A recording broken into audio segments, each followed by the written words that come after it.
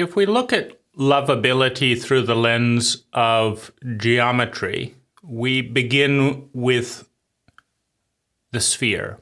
All things begin with the one. And the sphere is divided into two. We enter duality, polarity. We enter distinction, language, and human consciousness. Now, one side is lovability, and the other side is unlovability, meaning in order for lovability and loving to exist as distinctions, there has to be unlovability, that which is unloved. This is what is loved, this is what's unloved.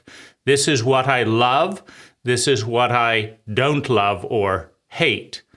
So we split the one into two.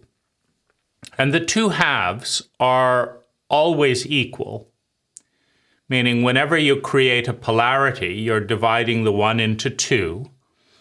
And whenever you cut right down the middle, you always have two equal halves. So now we have half of reality that we love and that is lovable, and half of reality that we do not love and that is not lovable. So we divide the world into two. Now we can create another circle that represents that which we love. So this is the circle that contains all that we love. And the question is, what do we do with everything else? How do we move more of what is into what we love? So if we look geometrically, we have, this is the area that we love. And over here, well, we can just draw a bigger circle. Around it is a much bigger circle of what we do not love. So this is the part that we love of ourselves. And if we're looking at lovability, the most important equation is what of ourselves do we love? And it's an important equation because it ties in with growth. Now, Carl Jung has pointed out or is quoted as saying that that which is unloved, that which is deprived of love, regresses, meaning it de-evolves, it deteriorates, it disintegrates, it regresses, it goes back, and becomes hostile towards that which doesn't love it. So if we look at the parts of ourselves that we don't love, they regress, they deteriorate, they go moldy, and become hostile at us, the one that is defining itself as the judge of what is and is not lovable. So it's also, I think, worth mentioning as an aside that we're not talking, when we say this is unlovable and this is lovable, we're not talking in the largest terms. We're talking about, I do not love this part. This part is not lovable by me. And this part is lovable by me. So who is the me? Well, the me is the judge. The me is the one that is cutting the psyche, the whole, into two camps. The camp that I will love and the camp that I will not love. Now, the part that we cut and discard into the camp that I will not love, says the judge, regresses and becomes hostile towards what? Towards the judge, and moves to undermine, to sabotage, to attack that which is starving a portion of the self. Now, it becomes very clear if we overlay a horticultural analogy and look at 2 tomato plants. That represents the whole, 2 tomato plants. But we divide the whole into 2. And we say that this tomato plant is not, maybe it's got some fungus, or maybe the tomato plant's leaves got a little bit more burned, because maybe this tomato plant is closer to the sun than this tomato plant. So it's actually withered a little bit in the process of protecting, because of the angle, protecting the other tomato plant from heat. Maybe the older sibling stood up for the younger sibling and took more of the parental abuse. The older sister who decides, no, I'm going to let daddy incestuously abuse me because I want to protect little Jenny, right? I want to block the heat, the hate, the energy field that is too much for a child. I want to block my sister. I did it. Take me, daddy, right? So what happens, though, when one person takes all the punches? When one person takes on the dissolving energy, the destructive energy, the overwhelming energy that was not meant for a child. Well, trust may deteriorate more in that individual. Pain may increase more in that individual. Distrust will increase in that individual. Cynicism, terror goes up in that individual. And the trust is maintained. The innocence is maintained in the younger sibling who observes the big one, the big sister, standing up to protect her. So innocence stays high, innocence goes lower. Well, in a sociopathic cult, the person who is more negative, in more pain, more anxious, less happy, is unlovable, right?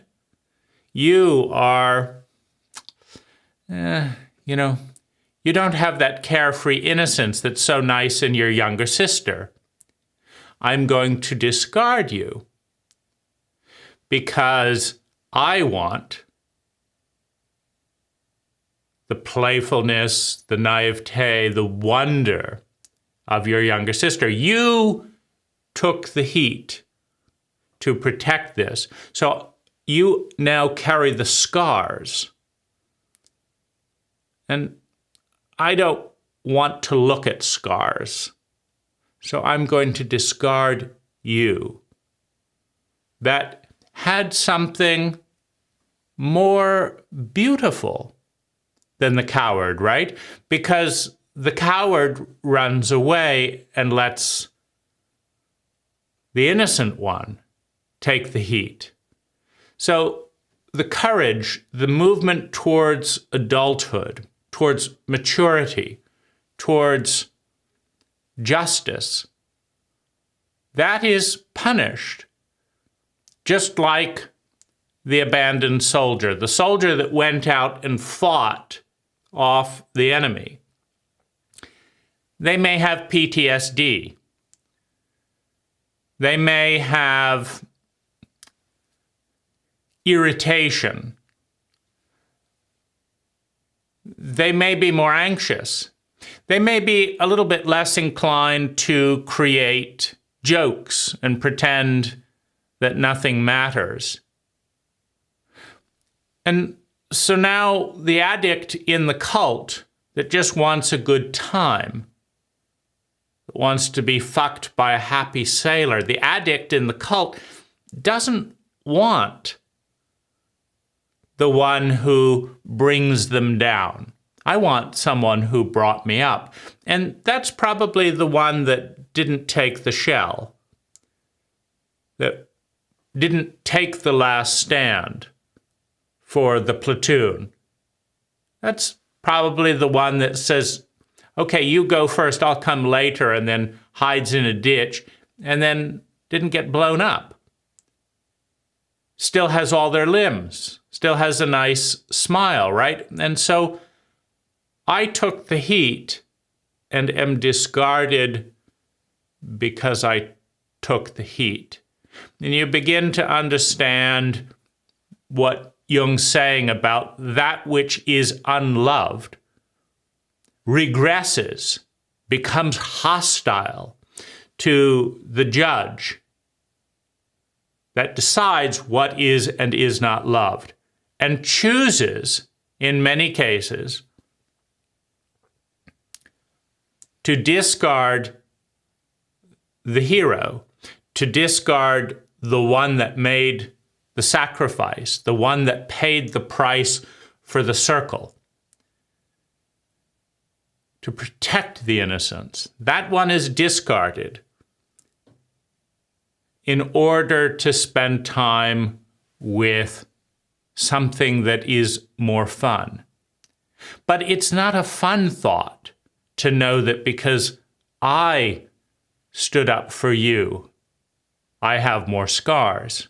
And because I have more scars, I am the one discarded. It's not a pleasant thought.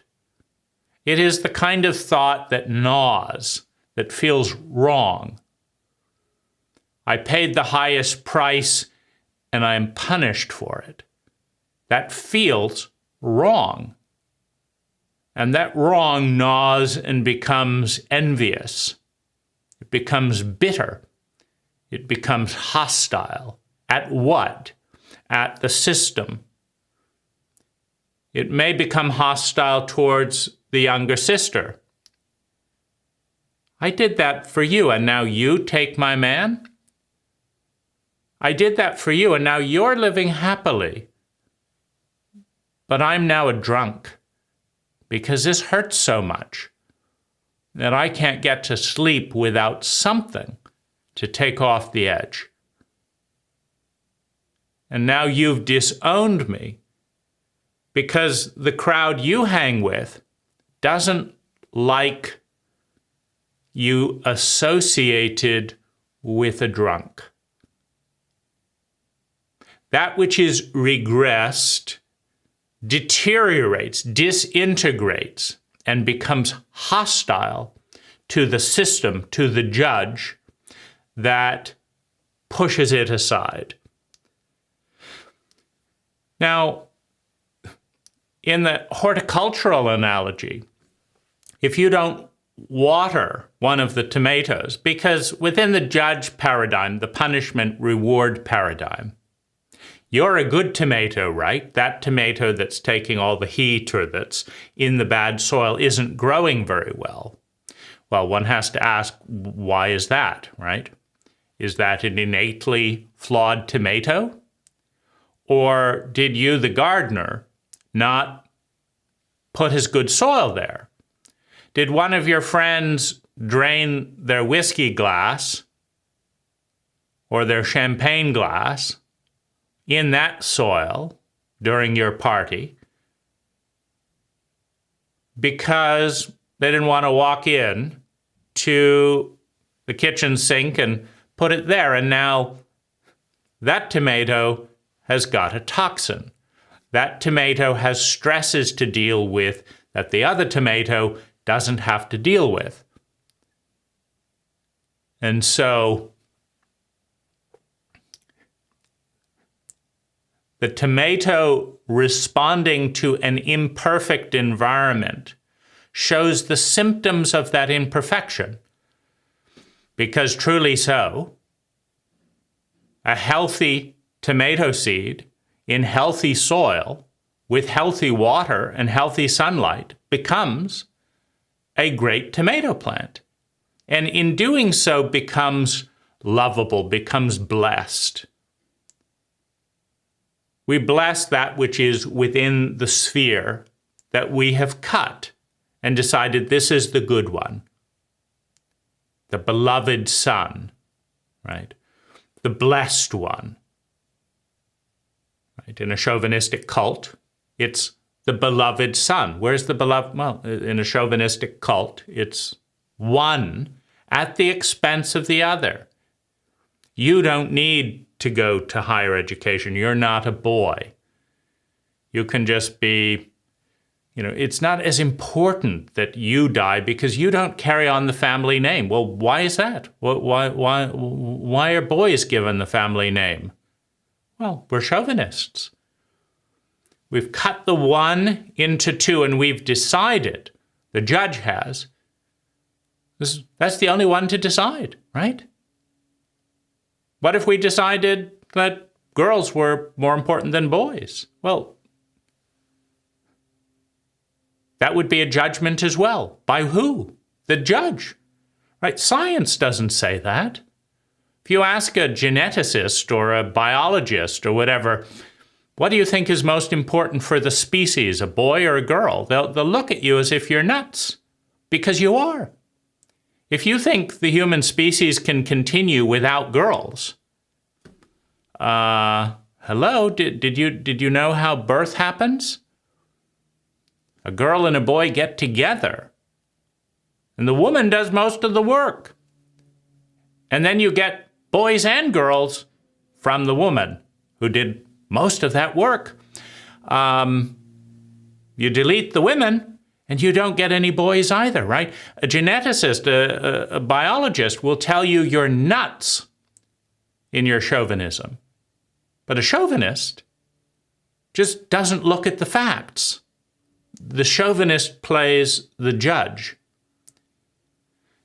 And when you judge one part of the whole and refuse to water it, because the judge in the punishment-reward cycle often wants the goods first.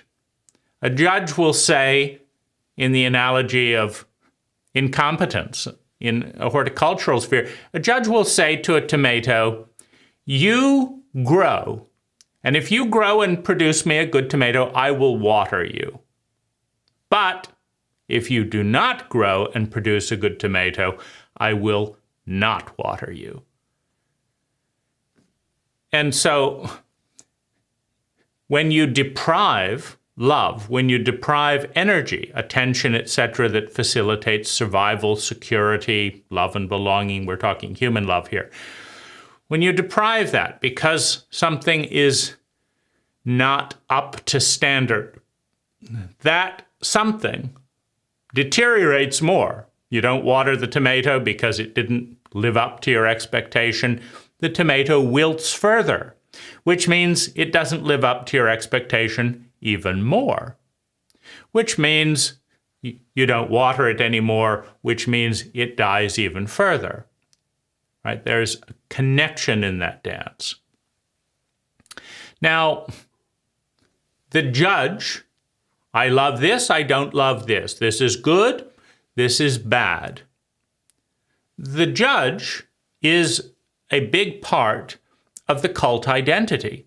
We are good people, of course. Every cult in the 10,000 cults in human history have all said that they're the good people. There's never been a cult in the 10,000 cultures in human history that has said, we're the bad cult, we're the dumb cult, and they're the good cult. And we just need to stop existing because we're taking up energy. And, the good cult needs to continue. It's always, we're the good cult and we're going to conquer what? The better cult? No, the bad cult. We're going to conquer the bad cult. We're the good cult. And it is the judge that is determining that. I am this, I'm not that. And in general, I am the good one, or even if it flips, I'm the bad one. They're the good one. Everyone is good except me. Right? Well, that punishment doesn't work on the self either. If one deprives oneself with love, with water, with energy, one deteriorates even more. And then one says one's even worse. And so in the punishment protocol, then you have to starve yourself of love and attention even more. And no one who starves themselves of water, of food, of light, of praise, of warm social interaction, no one who deprives themselves of nourishing energy grows, becomes more, because they deprived themselves. You grow and become more because you are nourished by energies that the judge must bless and say, you need more energy, more love, more healing, more something. And then you grow into something more. No tomato plant in the history of tomato plants has ever had a gardener come up to it and say, you're not growing enough, so I'm not going to give you any more water until you prove to me that you can be as lush as the other tomato plant that I'm watering. It's never happened. The energy, the nourishment comes first. The deprivation of energy leads to the deterioration. And when the tomato plant, given an identity, an I that says this is me, looks at the system, the gardener, the stupidity, and says, you're giving all the water to them because I'm not growing enough? And you think that's fair, that's intelligent? No. The unloved tomato plant, the unloved quarter within the psyche, within the self, the unloved portions within you and I, deteriorate and become hostile towards the judge, towards the system of judgment, and towards the other that is getting all of the food. That's how it works. So the question is, when I identify, when I look at myself and I say I'm unlovable, who's saying that, right? Well, usually it's an internalized judge. How do I know I'm unlovable? Because nobody is loving me. If I'm being beautifully loved, I don't say I'm unlovable. It doesn't make sense. It's crazy. I'm being loved here and here and here and here, and I've been loved generously since birth. Where did this idea of unlovability emerge? It always emerges from the cult. The cult didn't respond when the infant was crying. The cult didn't respond when the infant descended into despair and helplessness. It's called trauma. And the infant, why am I not being loved? Why is my desperate need so deep not being responded to? Why? And the answer for an infant is always the same. Because I must not be lovable based on the evidence that I am not being loved by you, by you, by you, by you, by you. I must not be lovable. And as the infant grows into the child and the adolescent and tries to understand why, what is it about me that is not being loved, that is not lovable, that no one around me is able to love, the child, the adolescent discerns patterns. Oh, you mean when I talk like this, I am not loved? When I tell the truth in this area, I'm not loved. When I do what I want to do in this area, I'm not loved. So this and this and this and this is not lovable. And the child becomes conscious of the one, their one, the bad and the good. When you do this, I love you. When you do that, I don't love you. And the person who finds that they're moving more and more into the patterns of thinking, feeling, speaking, doing, and being, that the cult will not love, refuses to love, doesn't love, that the person realizes he's unlovable within the framework of their cult, adopts the identity, identifies with being unlovable. By the evidence, by the equation, no one is loving me here, and here is where I find myself. And as I become bitter and angry about that, the cult loves me even less, which means I become more unlovable, which means I deteriorate further, I regress more, I feel more shame, which the cult responds to by distancing, by punishing, by making me yet more unlovable. A downward spiral. So, how do we move from unlovable? So here's the unlovable portion within self, within other. How do we move from unlovable to lovable? Well, the first thing is to understand is there is a sphere of lovable. So over here, we have the lovable sphere. Now, one of two things has to happen.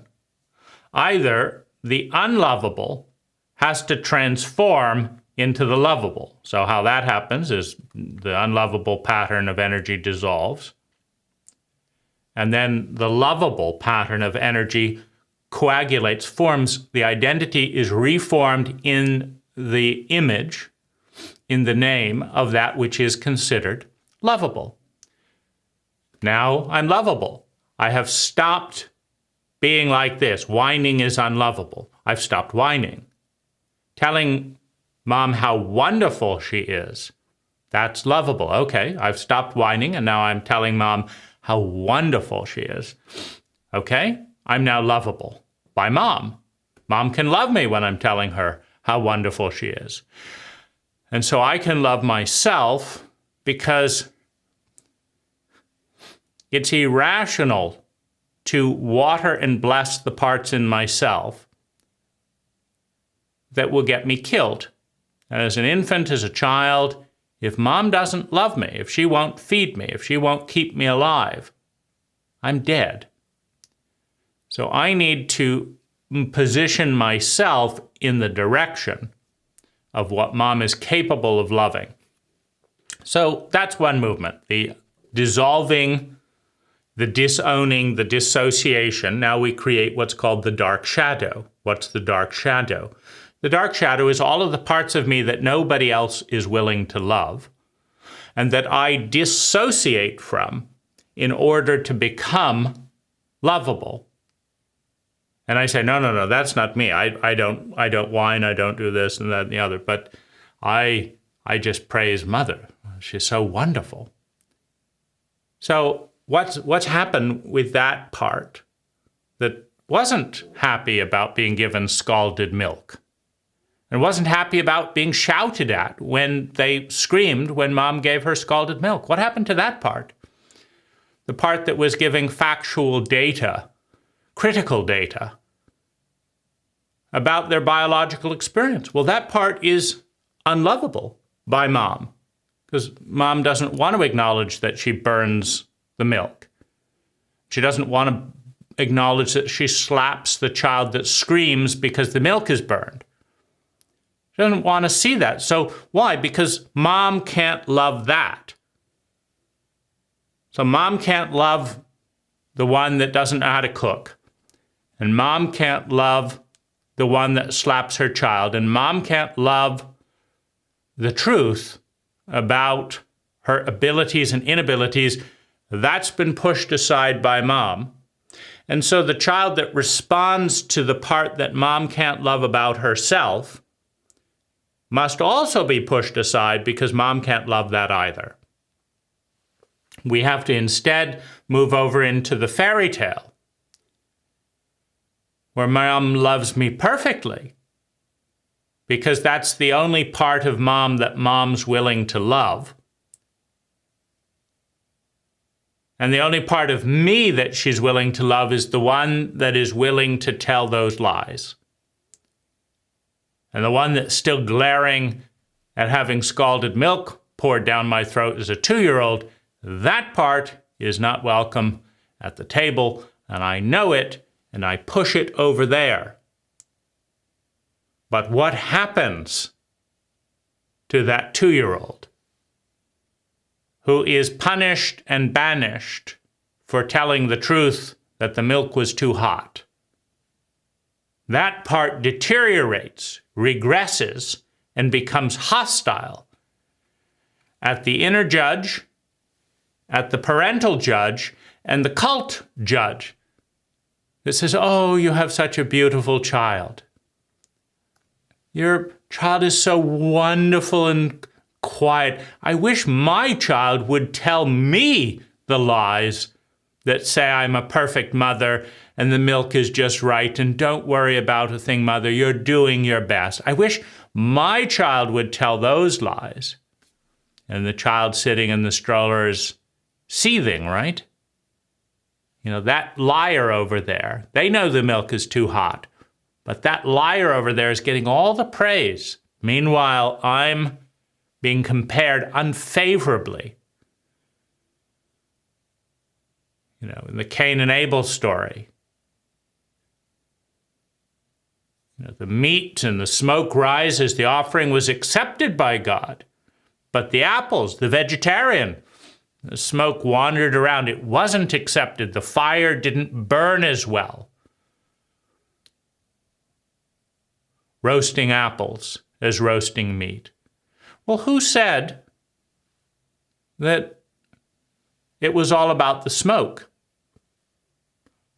Who said this brother gets fatty meat, which of course burns easier, and this one gets watery apples? Who said the test had to be roasting, right? That's the judge. The judge comes up with all this thing. You do apples, you do this, you do. And then if your smoke rises, that's good. If it doesn't, that's bad. Who said that? Maybe the test should be rewritten. Whose food tastes better without cooking? Well, then suddenly the apples win. Whose food is available quicker? Well, the apples win again. Just pluck an apple, eat it. Which food is better for the environment? Killing an animal or an apple, right? See, it's about the rules. The rules aren't fair, says the disowned and loved and unloved part of the self. So the first way that we become lovable is we destroy, we banish the unlovable part, and we move it over here, and we re-identify the lovable part. The problem with this is it is an adaptive and synthetic identity, meaning the identity that had to become another identity in order to be lovable. First of all, it feels like an imposter, because it is. Over here is the real one screaming because the milk is too hot. And then the part saying, don't tell the truth. And don't tell the truth that you've been buried. We're going to get rid of you because you'll get us killed in a sociopathic, narcissistic environment of incompetent parents. You'll get us killed. Go over there and be quiet. And I'll come over here and say, what a lovely mother you are. The only thing is, it's coming out of fear, of dying, of being unloved.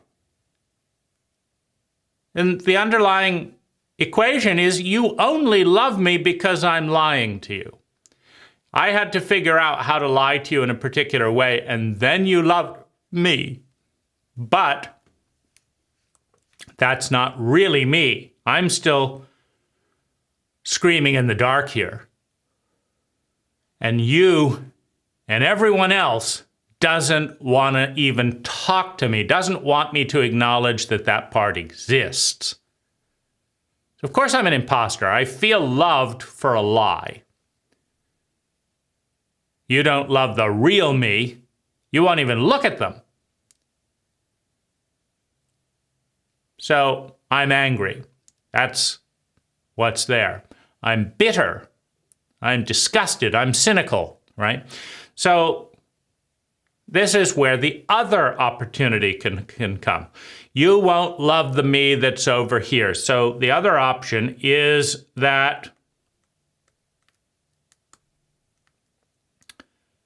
the definition of lovability grows, meaning someone's capacity to love grows, to include what was previously unlovable. The mother that matures and says, you know what, I could never stand your screaming. I hated myself so much for being a bad mother. But you were a bad mother. Yes, I know that now. I got no training. I'm no longer blaming myself for being a terrible mother. I was a terrible mother. My mother was a terrible mother. I didn't know what I was doing. But I understand. It's not because I'm a bad person that deserves to be punished. It's because I was raised in a chauvinistic cult where the only value I had was my attractiveness and this and that as a sex object. And I didn't get a single hour of competent parental training. And neither did your father, my husband. We got no training. We did a terrible job, but it's not because we're bad people.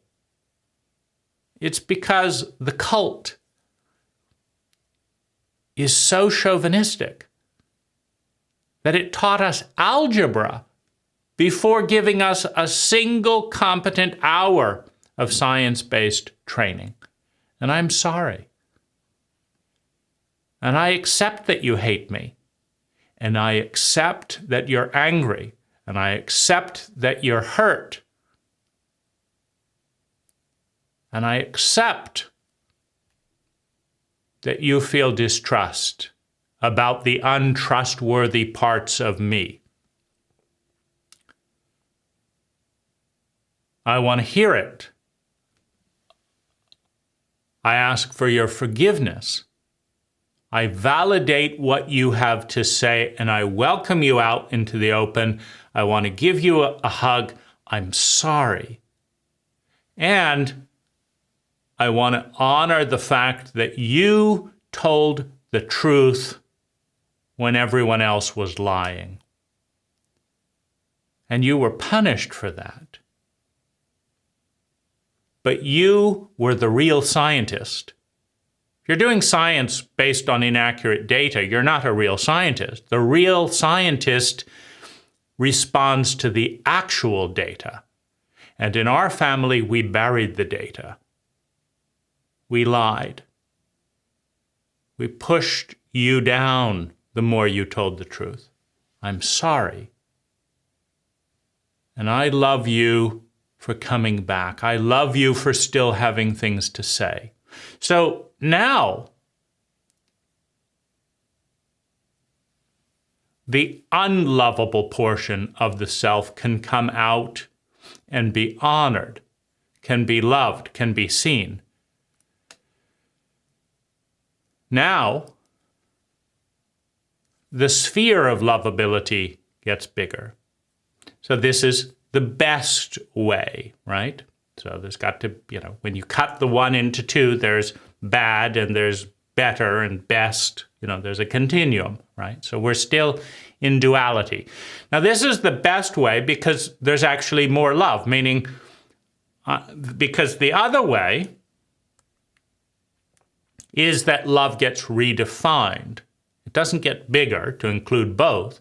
It just gets recategorized. So the nice child that pleased the parent is now disgusting. What a disgusting 6-year-old. I hate that. That part of me that sucked up to my abuser. I hate that. And your abuser says, yeah, you're right. I never liked that part. This is the real part. So love is recategorized as authenticity. This is the truth, and nobody's going to tell me what to do. And that pleaser, that's the bad one. One that kept you alive. That's the bad one. Because it ruined my authenticity. Now I'm lovable. No, I'm not taking any bullshit. I'm not pleasing anyone. I'm doing this. Go fuck yourself. And if you don't like it, well, you're not a real man. You're not a this. You're not a whatever, right? So love just gets migrated from the light shadow, or the one that was blessed in the cult, over to the dark shadow, or the one that was cursed. We didn't want you. Well, we just decide, well, that's what we really want. We only want authenticity. That's bullshit. Get out of our group, right? So this is the other way. This used to be lovable. Pleasant lies, small talk. You're a wonderful mother. Now, no. Get rid of that. Now, authenticity. I hate your guts. Oh, good. You're getting it out of your system, says the recategorized therapist and all that. That's the real love. That pleasing stuff, that's the bad one. But I like my mother. Nope, get rid of that. Right? So you have basically then the three movements. So you're born one, and the cult splits you into two. This one we're going to love, and this one we're not going to love. The unlovable one comes too close to getting you killed as an infant. And so you dissociate. The unlovable part gets over here. The lovable part gets here. And now you are loved for here.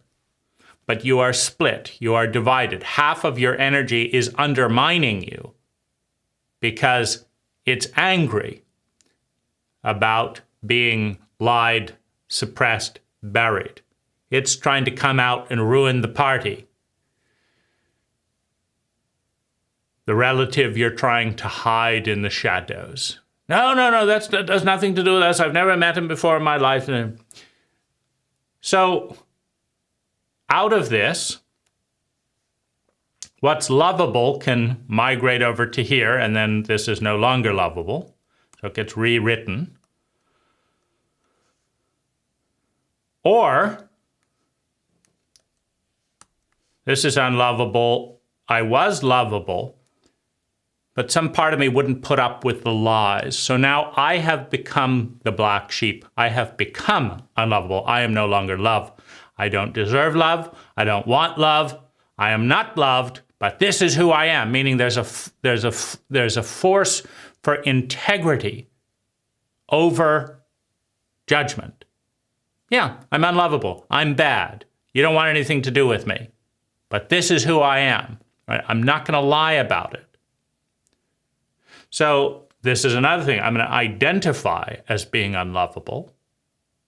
And I'm not going to love myself. And the cult is not going to love me. And I'm going to undermine the cult. I don't like this bullshitty cult. So that's the honest rebellion, the identification with the unlovable part, the conscious rebel, the hostile, the protester, the cynic, the critic. You all guys are a bunch of bullshitters. Can't even take care of your older sister. Who do you think took all that incest? So that little Jenny wouldn't have to grow up like me. you hypocrites, you bullshitters, right? So this is the honest critic, that the cult is too incompetent to love, that is too honest to deny what is unloved, and becomes the active, the willing critic. That's another movement. Or you change groups, right? So the group decides what's lovable. You leave this group and you go over to this other group. You know, this group says that that's a very unpolite thing to think. We do not say those types of things in this house. But this other group says that's authentic. Get it out of you, right? So now you go from being a black sheep to a hero because you moved groups. The only thing that is truly transcendent of the duality of the judge is when you or your environment grows its capacity to love to include more of what is, more of reality. So, for example, when you realize, I didn't do anything wrong at 6 years old, I didn't do anything wrong at 4 years old, the buried parts of myself are not unlovable by me. I like the part of myself that said, fuck off, Mom, and get your milk cooking together. I like that part of me. That's a good, healthy part. I like it. And I like the part of me that kept me alive by sucking up to that bimbo mom. I like that. And I like my mother. Of course she didn't know what she was doing. Of course she was an incompetent mother. She was born into an incompetent cult. And I like my cult. Of course it's a chauvinistic cult. It's only been around for a few thousand years. You know, a million years ago it was swinging through the trees. Look at what it's doing, right? Yes, it's absurd. So are most cults. But it's growing. My cult is getting bigger every day. It's getting a little bit more intelligent. It's lying just a little bit less in this area, and it's managing overwhelming pain and incompetence, and it's figuring out stuff with this tiny little brain. And, you know, boy, what a journey this cult has. My cult, as brutal, as cruel, as ignorant, as terrified, as traumatized as it is getting slightly better every year. I have compassion and love for my cult that hates me for pointing out its incompetence. I have compassion and love for my parents, born into a sociopathic family system that punished the hell out of them anytime they told the truth. I have compassion for my parents. I mean, what were they to do in the 1950s? Say that they didn't know what the hell they were doing, that they felt terribly overwhelmed, that they felt frightened of an infant telling them the truth? What would have happened to their social sphere, such as it was? What would they have done if they were cast out of the circle for telling the circle it didn't know what it was doing? What if they acknowledged that they were incompetent parents and so was everybody else, and they started trying to tell other parents how incompetent they were to protect their children? They would have been persona non grata in a shame-based cult. My parents were between a rock and a hard place. They didn't love me very well. They weren't the worst parents in history. They took what they were given, they reproduced, and I suffered like mad as a 1-year-old, a 2-year-old, a 3-year-old, a 4-year-old. I went crazy trying to figure out what schizophrenic bullshit they were circulating amongst themselves. And I understand my hatred to my parents. Of course I hated them. Hatred is a mixture of helplessness, pain, fear of more pain at an unbearable level. That will create hatred every single time. And my parents dished out unbearable pain and wouldn't help me to fix it. They punished me for bringing it up. Fucking bastards. And I love the part of me that called it the way it was. You fucking bastards. Look at the courage there. There isn't a chance in hell that they're going to change. There isn't a chance in hell that anyone in the cult is going to help that kid. But he's calling a spade a spade.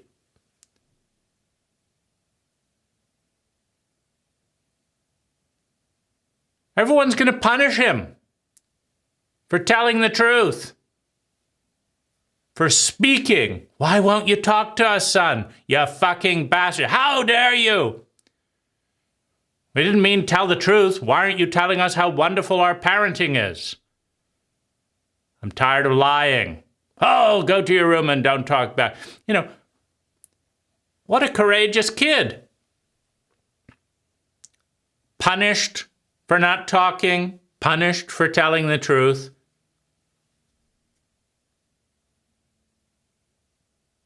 I love that kid. He sulked through it.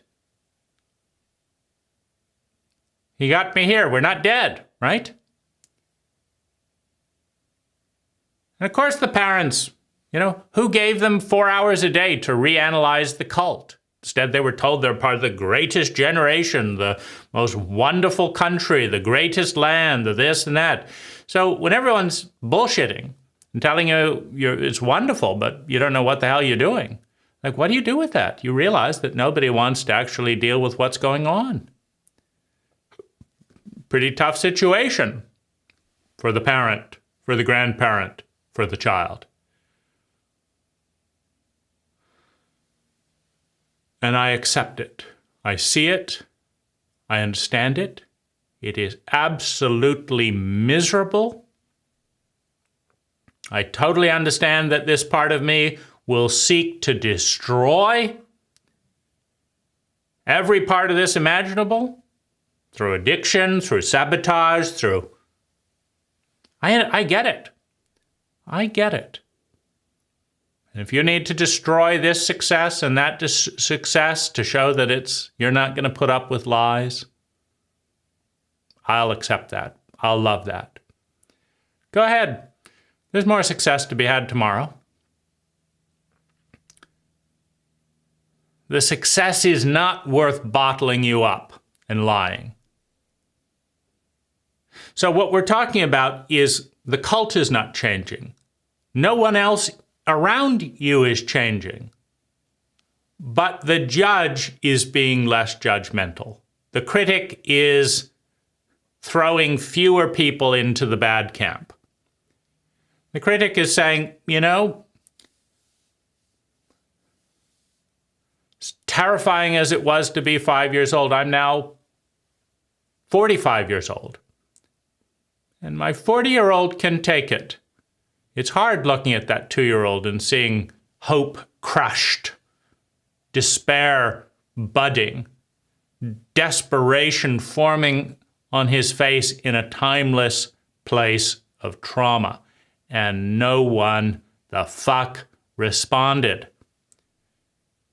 It's devastating to see all the pain that caused. But I get it. It wasn't personal.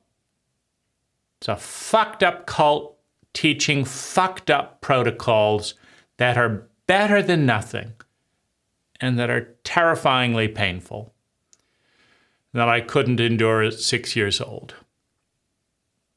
And I loved that 6-year-old. He didn't deserve that. It's just the cult he was born into. Welcome home. Welcome home, dysfunctional parents. Welcome home, corrupt government. Welcome home, greed and lies that got you through this and that. Welcome home, the one that hates those greed and lies. Because you betrayed me, you let me take the heat, and I'm still dealing with it. You coward. Welcome home, the judge of the judge. See, the judge says you're not as pretty as your sister because you're damaged goods. And the judge says you're a coward. You fucked up, hypocritical Christian bullshit. So you have two judges. Welcome home, both of you. Of course, I get in your family, if you were near this and near that, you were too close to the family secret, and you would be punished. So you punished the one who was punished. You took the easy path out of fear. You lived as a coward. That's painful to know you're afraid of yourself, you're afraid of your parents, so you take the easy road out of fear. It's not easy to take the easy road out of fear. You know you're a coward. But I accept your cowardice. I love your cowardice. Your cowardice got you less beatings. And your beatings got you more truth. Your cowardice got you less beatings, that's good. Your truth was obtained by more beatings, but you stuck to it. That's good. It's a fucked up system, but it's the system that is taking us one step at a time towards a more intelligent system. Over time, there is less violence per capita. Over time, there is more wealth per capita. Over time, there is more freedom per capita. Over time, there is more knowledge per capita. Over time, there is more power per capita. Over time, we are becoming more independent as individuals, more individualistic, more unique over time. And this is the system, such as it is. And I get it. So now we are expanding to include the unlovability by loving that which hates the unlovable, as defined by the hating part. We are loving the hate, and we are loving the reality that the hating part cannot, by witnessing it compassionately. So this is us transcending with love, with acceptance, the circles. So that's one way it can expand. Now the other way is by the parent or the system, a party in the system, a priest, a therapist, or whatever, expanding to love us. No one ever wanted to hear what I had to say. I told them Dad was doing this to me. And they hit me and said, don't talk that way about your parents. But the therapist doesn't hit you. The therapist said you did the right thing and starts loving the unloved child. When there is a single adult, an adult is the first entity in maturity that is capable of loving independently. When there is an adult that can love us where we are and ensure our survival and security and love and belonging and self-esteem, take a stand for that. As long as we've got that adult, we're safe. We can love and accept the world. because the world contains one person capable, willing to love us. But we cannot accept a world. We will undermine and seek to destroy a world in which not a single competent adult, including ourselves, is able and willing to love us. We look at that part and we say, oh, I hate that part. It's always ruining my life. And everyone around us looks at that part and says, yes, I hate that part of you. It's always ruining your life. When there is not a single competent adult willing to love what is, will seek to destroy the system that is incompetent, incapable to love it, to help it grow into something more. Why?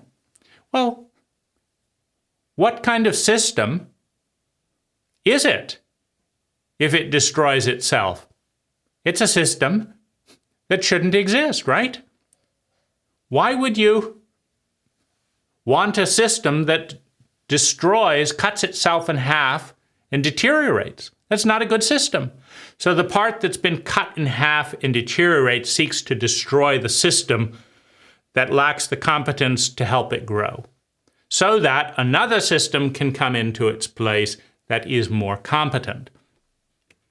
So these are the three movements. You have the one, the self. It's cut into two. Now you have the good self and the bad self, according to the cult.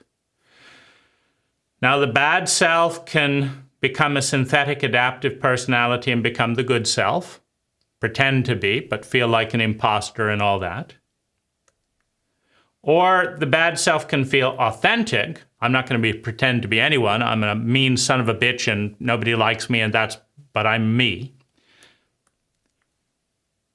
Or the bad self can realize that they're not bad, which means that the system that gave birth to them isn't bad either. It's a fractal pattern. If you're bad, then the system that gave birth to you was bad. They're one and the same. If you're bad, then the universe is bad. And so it's the most intelligent thing in the world to undermine, to seek to destroy what is, because it's bad. And in your cult, you've been taught that bad things must be destroyed, must be punished, must be buried. Pain must be directed toward what's bad. And you're bad, and so the universe that gave birth to you is bad. So that's one mechanism to seek the destruction of everything that is, because it's all connected. You can't have one without the other. So if this is bad, then the thing that's connected to it must be bad, and the thing that's connected to that must be bad. And ultimately, it's all bad. God's a bad God for letting me become bad. You're bad parents because you raised me. You shouldn't have had me. You should have known I was bad and not had a child. And your parents shouldn't have had you. You're bad, and it goes back, right? Everything's bad. It's a form of transcendence. I'm not going to be alone. That starts, I'm the bad one, I'm the bad one. It's like, wait a minute. You think you're Christian because you blame a child for being sexually abused and lecture them with bullshit, and you're too cowardly to protect them? And your fucked up papacy covers it up? 5% of Catholic priests are pedophiles, talking out of this part of their mouth that homosexuality will see you go to hell for all time, and then, by the way, come into my little back room and let's go to hell for all time? You're fucked up. You're cowards. And then you're going to blame me for pointing out the obvious, you fucked up morons? No. If I'm bad, you're worse, right?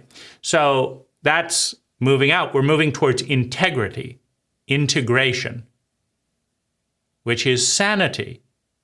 If the piece is bad, the whole that creates the piece is bad, because they are one and the same. It is a fractal pattern. So that can go, everything's bad and this is bad and I'm bad and everything else and everyone else is bad. But that's also ultimately the same as it's all good, right? You reconnect all things. No one person should get all of the punishment. If there's 40 lashes to go around, let's give it to the people who did nothing. Let's give it to the incompetent authorities that didn't know how to teach. Let's give it to the priest who was too busy having sex with the parishioners to do this, and let's do this, and let's do this, and let's share the load. If whipping is the solution, then let's have whips all around. So that's a movement towards integrity.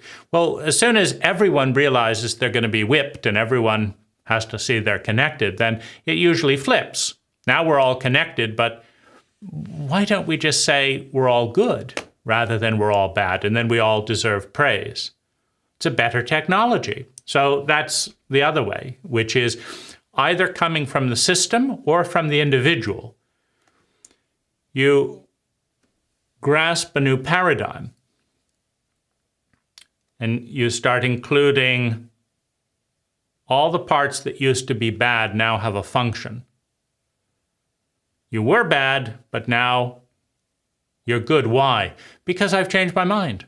Because I've changed the lens, the structure of thought that is the basis for my assessment. So this is how we become lovable. Suppressing and denying parts of us that the cult and that we cannot love. By the cult expanding to love all that we are. By we expanding to love all that we are, and by extension, all of the cult. By us taking a stand for our unlovability, and in doing so, ultimately learning to love the unlovable part and be loved for it. And the ultimate is transcending language, is transcending duality, is transcending distinction. Because all things are connected. They always were, they are, and they always will be. It is an ecological whole in which one thing becomes another thing, becomes another thing, becomes another thing, becomes another thing. How can you say that night is bad and day is good if day leads to night and night leads to day? Makes no sense. But this is a transcendence of language, because human consciousness is rested on the foundation of words. And words are the process of taking the one and cutting them up into bits. Taking the one and cutting it into a grid of distinctions. We don't look at this and say this is, because that's unconscious. We look at this and say that's a nose. But is it? Is it a nose? Can the nose exist without a face? Not so much. Can the nose exist without alcohol to preserve the nose? Not so much. Does the nose stay a nose when buried in the ground? Not so much. Could the nose exist in zero gravity? Not so much. Meaning, this is so intimately connected with every single thing in existence that there is not a single part of this nose that one cannot follow to any other thing. How do we get from nose to Shakespeare? Simple. They both had noses to start. That's one path. Did Shakespeare write about scent? Well, how did he know about scent? Well, he has a nose. So we've got from nose to Shakespeare. How about from nose to Mars? How do we get from nose to Mars? Well, is this nose a reflection of gravity? Would this nose have grown this way if gravity did not exist at all? Probably not. Without gravity, the body would not be on the planet. Without oxygen, this body wouldn't exist at all. And without a body, there would be no nose. Well, what's happening on Mars? Is there no gravity on Mars? Well, there's gravity on Mars as well. So gravity connects nose from Earth to Mars. It's common to both. What about physicality? Is Mars a physical substance as we've defined physical substance? Of course. Is this a physical? Of course. Does Mars have atoms? Does this have atoms? There is nothing, absolutely nothing, that one cannot follow a direct or a circuitous path to everything else. So what is it? If all things are connected, if all things are one, what is it that's creating the illusion that this is a distinct pattern called nose and that's a distinct pattern called Mars? Words. We've just cut up the one, and this is Mars, and this is nose. Mars, nose, they're not the same sound. Really? They're on the same sound continuum. They're said by the same person. Pretty strong connection there. And if one thing cannot exist without its connection to another, is it distinct? If the ocean cannot exist without the river, does the fact that we call this river and this ocean really make any difference? Of course not. We have cut the one into many with language, and then used the multiplication table to combine 64,000 words with 64,000 words to create billions upon billions of distinct thoughts that appear to be separate through the delusion of consciousness founded on language. And how do we know that language is the foundation of consciousness? Just try and be aware without thinking. Try and be aware without thinking. Try and judge something without thinking. We're into transcendent consciousness, in which everything is one, which everything is no thing. You've moved beyond the grid, beyond polarity, beyond distinction. But you cannot say that I'm conscious without the words conscious and I. I am conscious that I'm conscious. You can't think that without the words. So you can't be conscious that you're conscious without the words consciousness and I. So your consciousness, your sense of identity, I identify with this and not with this, that distinction is founded on language. And language is a delusion superimposed on the vast interconnected ecology. And it is language, ultimately, that creates love and unlovability, with two words that split the world in two. The function of polarity is an illusionary distinction. Male and female is an illusionary distinction because one cannot exist without the other. They are part of a greater whole called a species, which is part of a greater whole called a planet, a greater whole called a solar system, a greater whole called a galaxy, a greater whole called a universe, a greater whole called a multiverse, a greater whole called a multi-multiverse. It's a fractal pattern that just goes on and on.